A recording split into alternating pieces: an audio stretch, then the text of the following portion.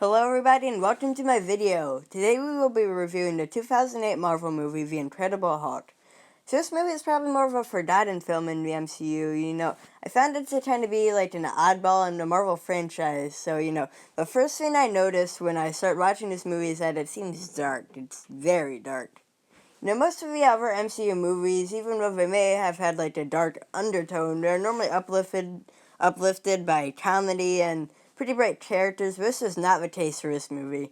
I like that this one was so different than any of the other movies in the cinematic universe. So, after a morbid montage of Hulk beating people up after Gamma is put into him, time jumps quite far and we see Bruce Banner, Hulk, who is Hulk as a human, in the start of the movie, controlling this constant anger to reduce Hulk to just really a voice in his head. So it's kind of like the voices I hear in my head that tell me to do some pretty weird stuff.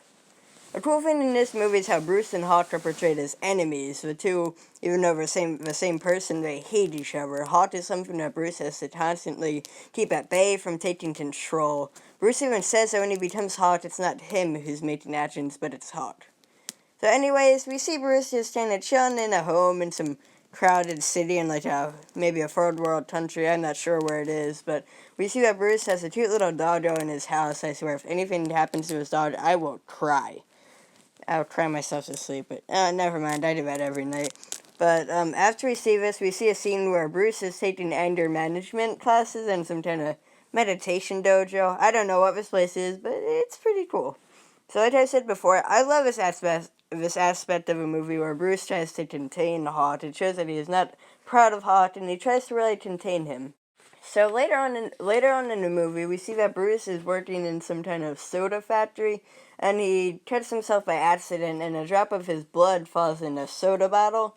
He doesn't know that it's in the soda bottle, but his blood has some kind of special gamma radiation that makes other people sick if they taste it or something like that. But somehow, the government traps this bottle back to Hulk in this factory when they see the gamma radiation and they find out his location and they hunt him.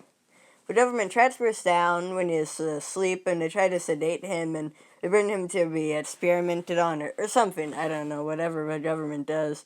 So this leads really to the first real action scene of a movie, and Bruce is now on the run. Oh, come on. Really, movie? So the government troops hunt Bruce down in this kind of windy street race. I really like this scene. It's cool seeing everyone dart back and forth across all these roads. So the troops manage to corner Bruce and he is forced to let Hulk be unleashed. But first, Hulk smash of the MCU was awesome. After Hulk ready wrecks these scrubs, he becomes Bruce again and things quiet down. For the sake of this video, I'll jump time for a few minutes, and this leaves Bruce Banner now in Virginia, looking to gather data that could potentially cure him of his gamma radiation. So Bruce meets someone who he has some history with, and I can tell they'll probably have a romantic story later on in the movie, but the person that Bruce has a crushy poo on is named Betty, and she gives him this data that can help him with his gamma poisoning. I really like the story between Bruce and Betty. They seem to complete each other, and they really look out for each other.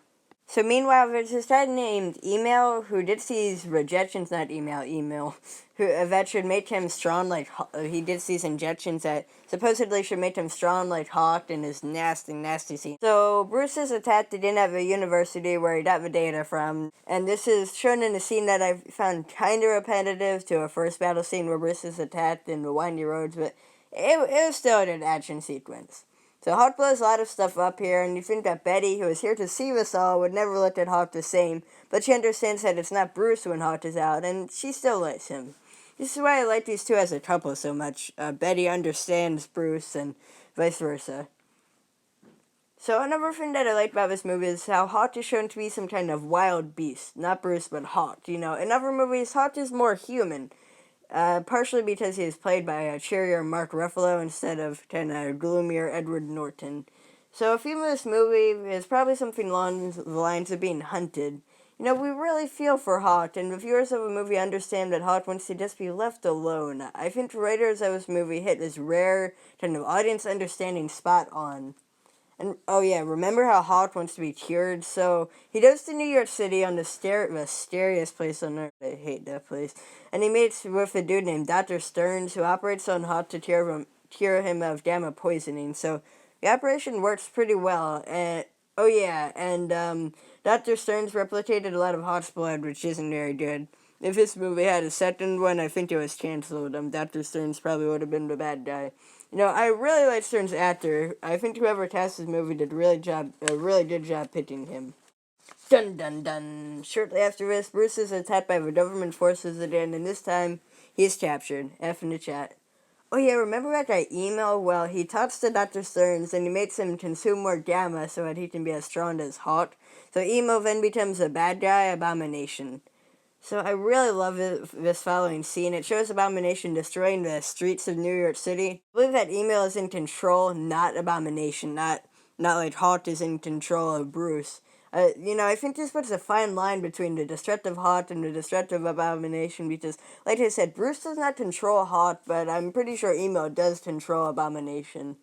So Hawk, when he's being flown away from New York after having his operation, he sees Abomination destroying stuff, and he says that he wants to be free so he can deal with him. So for some reason, his his kidnappers let him free, and then Hawk 1v1's Abomination, and he beats him. This scene was so cool. The effects on it were amazing, and both Hawk and Abomination looked terrifying. So after this, Bruce flees into a quiet town to hopefully become one with the Force. I mean Hawk or something.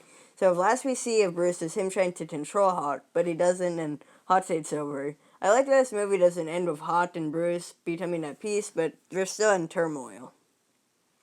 Well, guys, what did you think of this movie? Overall, I thought it was pretty good. It was a lot different than any other movies in the MCU. At first, I was skeptical of the movie, but I warmed up to it. It was really weird seeing Edward Norton play Hawk instead of Mark Ruffalo, but that took a long time to adjust to. But other than that, I like this movie. I rated it a 7 out of 10. Okay, well, thank you all so much for watching. I really appreciate it if you like and subscribe, and please tell me suggestions so I can improve my content down in the comments below. If you have any TV shows or movies you'd like to see me review, please be free to tell me to do that too. Anyways, have a great day, everyone. Bye.